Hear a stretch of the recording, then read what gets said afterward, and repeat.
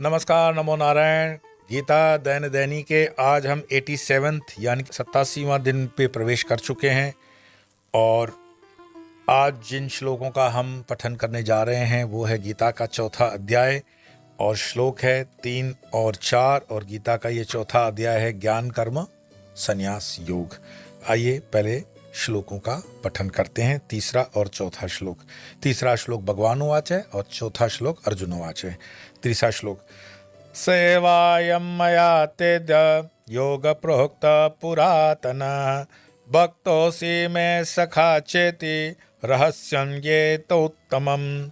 अर्जुन उवाच अपरं भवतो जन्म परं जन्म विवस्वत कथमेतद्विजानीयाम् त्वमादौ प्रोक्तवानिति। अर्थात अर्जुन और कृष्ण के बीच में पहले कृष्ण जी का श्लोक है कि तू मेरा भक्त और प्रिय सखा है, इसीलिए वही यह पुरातन योग आज मैंने तुझको कहा है, क्योंकि यह उत्तम रहस्य है अर्थात अत्यंत गोपनीय तत्व है। अर्जुन कहते हैं कि भगवान आपका जन्म तो अभी का है और सूर्य का जन्म बहुत पहले का है, तब मैं इस बात को कैसे समझूं कि आप ही ने कल्प के प्रारंभ में सूर्य से ये योग कहा था। बहुत हो सकता है उस वक्त की ये यूनिवर्सिटीज़ और सारे कोचिंग सेंटर नहीं रहे होंगे, लेकिन ऐसे IITN IAS IPS करने वाले यही क्वेश्चन करते हैं कि मैं कैसे मान लूं।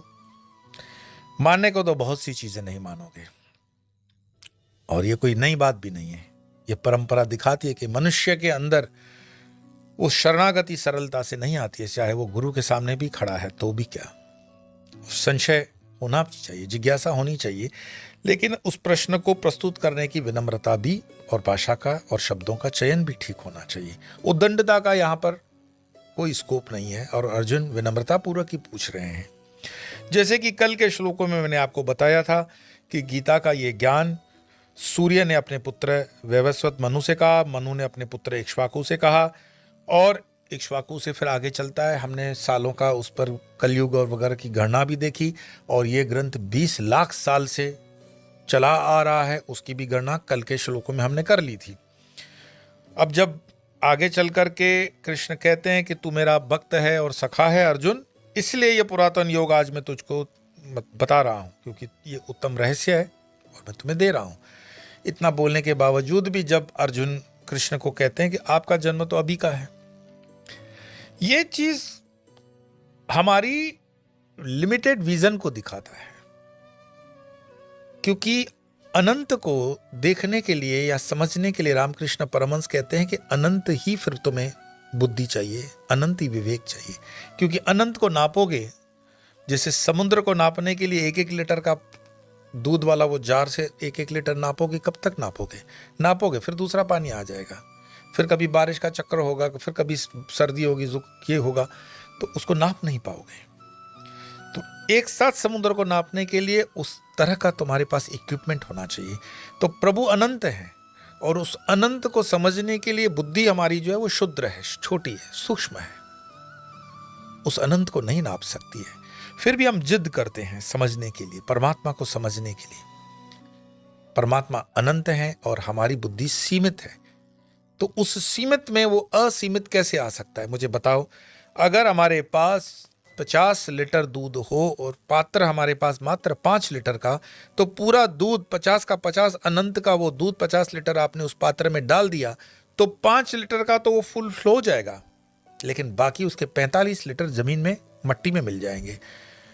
आइंस्टाइन एक ऐसा व्यक्ति रहा, ईमानदार साइंटिस्ट रहा, जिसने अपने जीवन के आखिरी दिनों के अंदर इस चीज को बड़े स्पष्टता से कहा कि हम जो भी जानते हैं इस प्रकृति के विषय में वो राई के दाने जितना भी नहीं है। और स्पष्ट करके कहूं कि समुद्र के किनारे जितने रेत के कण हैं उनमें से एक कण उठा लो, ये हमारी पृथ्वी की औकात है। कल मैं देख रहा था 5 खरब हमारे सूर्य जिसमें आ जाएं, फिर सूर्य के अंदर इतने लाख पृथ्वियां, तो हमारी पृथ्वी का क्या कैपेसिटी रहा। पर फिर भी हमारा अहंकार इतना बड़ा है, हमारा ये जो फॉल्स ईगो है इतना उदंड है कि सत्य को मानने के लिए हम कभी तैयार नहीं होते। हमारी शरणागति परमात्मा में न होने का कारण मात्र यह है कि हूँ छू, गुजराती में कहते हैं कि हूँ छू, मैं हूँ।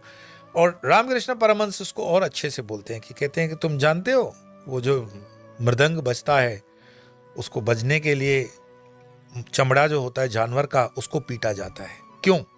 क्योंकि बकरी सारा दिन मैं करती रहती है और मैं अहंकार का जो है वो लास्ट में मरने के बाद भी पीटा जाता है। तो जिसका ये अहंकार बिना कारण के फैला हुआ है उसका अंत निश्चित होता है और बड़ा बुरी तरीके से होता है। मरने के बाद भी जीवन पर्यंत उसका चमड़ा पीटा जाए तो ये हमें समझने के लिए उदाहरण उसको लेना चाहिए। किसी को डिग्रेड करने के लिए हम नहीं कर रहे हैं। तो जिज्ञासा तो ठीक है कि हे परंतप अर्जुन, मेरे और तेरे जो बात चल रही है दोनों के बीच में, संवाद की, कृष्ण और अर्जुन के बीच में, तो अर्जुन का पूछना सही है कि आपका जन्म तो अभी का है, सूर्य का जन्म बहुत पहले हो गया, 20 लाख साल सपोज, अगर गणना तो इसमें नहीं दी गई हमने जो कल बताई थी। तो इस बात को मैं कैसे समझूं कि आप ही ने कल्प के प्रारंभ में सूर्य से ये योग कहा था। कई मनुष्यों के बीच में ये एक विचार आता है कि 18 अक्षुणी सेना, उसका भी आगे मीटर आएगा, मैं आपको बताऊंगा 18 अक्षुणी सेना का मतलब क्या हुआ, कितनी सेना की गिनती क्या है। इतनी सेना खड़ी है, उसमें इतने हजार घोड़े हैं, इतने प्यादे हैं, इतने हाथी के हैं, इतने बाले लेकर खड़े हैं, इतनी तलवारें लेकर खड़े हैं, तो कितनी आवाज हो रही होगी। आपने देखा होगा शादी के किसी प्रोग्राम में चले जाओ, किसी रिसेप्शन में चले जाओ, हार्डली 5-10 हजार लोग होते हैं तो आवाज इतना होता है।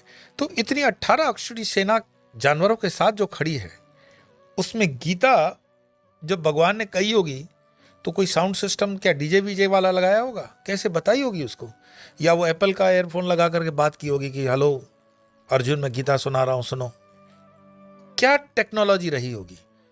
और जब वो गीता सुना रहे थे, ऐसे इंटेलेक्चुअल्स के बीच में बहस होती है, ऐसा कहीं लिखा हुआ नहीं है, इसको सीरियस मत ले लेना, लेकिन चिंतन के लिए विषय जरूर है। तो जब सुना रहे हैं गीता तो बाकी वाले लोग क्या मतलब खड़े होकर के स्क्रीनशॉट देख रहे थे, या मोबाइल पे ऐसे ऐसे कर रहे थे, या उनको नींद आ गई थी, खाना खा रहे थे, क्या कर रहे थे वो? क्योंकि गीता का जो ज्ञान है वो दूसरे किसी को नहीं मिला है, अर्जुन को मिला है, और संजय जो विशेष दृष्टि है वो नैरेट कर रहा है धृतराष्ट्र को, बाकी तो कोई है नहीं। तो बाकी 18 अक्षुणी सेना सुन रही थी क्या, उसको ये लाभ मिला क्या, अगर नहीं मिला तो क्यों नहीं मिला, और जब गीता कही गई तो उसका परिवेश क्या था। तो उसमें मेरे एक पूना के बहुत अच्छे साइंटिस्ट मित्र, मेरे ख्याल से उन्होंने इसरो को भी सर्व किया, दूसरे एजेंसीज को भी उन्होंने सर्व किया। तो उन दिनों मैं आपको बता रहा हूँ, ये करीब करीब जिन दिनों महाभारत सीरीज चलती थी उन दिनों हमारे बीच में ये बहुत इंटेलेक्चुअली आर्ग्यूमेंट्स होते थे। तो उन्होंने कहा कि आई फील कि गीता जो बताई गई है अर्जुन को वो टेलीपैथी द्वारा बताई गई है। टेलीपैथी मतलब समझते हैं कि मैं बिना बोले मेरे विचार को प्रेषित करता हूं और मेरा ये विचार दूसरे के माइंड में प्रेषित होकर के आ जाता है। तो समय होना चाहिए। अब ये युद्ध कितनी देर रोकेगा? ऐसा थोड़ी दुर्योधन कहेगा कि भाई कंसेशन दे दो, अर्जुन गीता सुन रहे हैं, थोड़ी देर युद्ध रोक दो, कुछ कोई आवाज नहीं करेगा, चूंचा नहीं होगी, चलो गीता सुनने दो उसको। ऐसा तो नहीं हुआ। अगर वो टेलीपैथी के इसमें हुआ, मैं बड़ा मतलब आज अपने आप को भाग्यवान समझता हूं कि उस समय तो 5G वगैरह थे ही नहीं 25 साल पहले। तो मान लीजिए कि वो नहीं एप्पल टू एप्पल ऐसे एक दूसरे से चिपकाते हैं, पूरा डेटा ट्रांसफर हो जाता है। कैसे हो जाता है? 1 सेकंड के अंदर पूरा। अब तो वो कहते हैं कि 5G जो चल रहा है, 4G 5G, उसके आगे वाला जो वर्जन होगा उसमें तो एक क्षण के अंदर पूरा का पूरा कई डेटास आपके ट्रांसफर हो जाते हैं। तो विचार करने जैसी चीज है। गीता क्या ऐसे क्षण के अंदर अर्जुन के पास प्रेषित की गई टेलीपैथी के द्वारा? व्यासपीठ पे अक्सर इंटेलेक्चुअल चीजों को नहीं उठाया जाता। व्यासपीठ मतलब पब्लिक के बीच में जो ये सप्ताह कथा होती है या गीता सप्ताह होती है, क्योंकि उसमें अक्सर लोगों का रस क्या होता है, भजन चले, जय हरे राम राम राम हरे हरे, हरे कृष्णा वाला भजन चले, थोड़ा सा नाच हो, गाना हो, ताली बजाओ। लेकिन अपने ब्रेन की एक्सरसाइज हो उस पे कथाकार नहीं जाएगा, उस पर कभी भी व्यासपीठ पे व्यक्ति रिस्क नहीं लेता है, क्योंकि फिर 10% लोग इंटेलेक्चुअली तो एंजॉय करेंगे, लेकिन 90% यौन करते हैं, मुंह खोल देते हैं कि ये तो हैवी डोज हो गया। और मैं ये रिस्क ले रहा हूं कि जिसको पसंद नहीं होगा वो अंगूठे से आगे कर लेगा, और जिसको थोड़ी बुद्धि होगी वो सुन करके इस पे चिंतन करेगा। आज रात तो उसकी सुधर जाएगी कि वाकई में बात तो है सोचने लायक। तो जब आपके माइंड को इस तरह का जर्क लगता है तो आपके सोचने की खिड़कियां भी ज्यादा खुलती हैं, और जब खिड़कियां ज्यादा खुलती हैं तो ज्यादा खिड़कियां खुलने से ज्यादा रोशनी अंदर आती है, ज्यादा हवा आती है, और वो फ्रेशनेस जो है वो आपको तैयार करती है गीता की गहराई में उतरने के लिए। गीता पढ़ने का सिर्फ शास्त्र नहीं है, गीता पढ़ करके समझने का शास्त्र है, और रुकना वहीं पे भी नहीं है। गीता पढ़ लिया, समझ लिया, फिर अपने जीवन में चरितार्थ करने का शास्त्र है। फिर गीता चरितार्थ कर लिया तो उसको अनुभव में उतारा, अनुभूति का सोपान है। गीता दिव्य है, अद्भुत है। गीता का एक श्लोक अगर मनन करके आप महीने भर एक श्लोक पकड़ो, लोग आपको कहेंगे पागल हो जाओगे। कभी परमात्मा के प्रेम में कोई पागल नहीं हुआ। आप एक पागल का नाम बता दो। पागल लोग पैसों में होते हैं, और इतने पागल हो जाते हैं कि जेलों तक पहुंच जाते हैं। ये पैसे का खेल है। परमात्मा के खेल में कभी कुछ नहीं हुआ। परमात्मा में हमेशा आप पावन रहोगे, पवित्र रहोगे। और इस पर विचार जितना गहरा करोगे, सूत्रों को पकड़ो, गहराई पकड़ो, एक एक श्लोक को पकड़ो, शब्द को पकड़ो, और शब्दों के बीच में जो शब्द है, जो लिखा हुआ भी नहीं है और कहा हुआ भी नहीं है, उसको भी पकड़ो, परिस्थितियों को देखो, तब गीता थोड़ी थोड़ी खुलनी शुरू होती है। वैसे तो गीता मैं हमेशा कहता हूं कि किसी श्रोतव्य और ब्रह्मनिष्ठ गुरु के श्रीमुख से सुनने में ही समझ आती है, उनके श्री चरणों में बैठना पड़ता है। और गीता ऐसा नहीं है कि 3 घंटे में आपने बस पाठ चलाया और सुन गए, कि किसी ने गाया कि आपने गीता गा ली तो गीता हो जाएगा। गीता के ऊपर पूरा जीवन दिया जाए तो भी कम है। गीता पर जन्मों जन्मों दिए जाए। मैं जब बोल रहा हूं कि 20 लाख सालों से ये परंपरा है, फिर भी गीता पर कितनी टीकाएं आज भी लिखी जा रही हैं, कभी स्टॉप नहीं होगी, क्योंकि गीता नित्य नहीं है। सनातन जो नित्य नया है, चलता रहता है, वो उसको बासी नहीं होता, वो रुकता नहीं है। गीता का ज्ञान ऐसा ज्ञान है। तो उस ज्ञान को आप थोड़ा सा पियो और पिलाओ। मैं तो यही निवेदन कर सकता हूं। 2 श्लोकों का पाठ करेंगे, फिर आगे की यात्रा होगी। कल तो 2 श्लोक हैं। सैवायं मया तेद योग प्रोक्त पुरातन भक्तोऽसि मे सखा चेति रहस्यं ये तो उत्तमम्। अर्जुनोवाच अपरं भवतो जन्म परं जन्म विवस्वत कथमेतद्विजानीयां त्वमादौ प्रोक्तवानिति। आज इतना ही। कल अन्य श्लोकों के साथ भगवान उवाच हैं, उसमें प्रवेश करेंगे। तब तक के लिए नमो नारायण।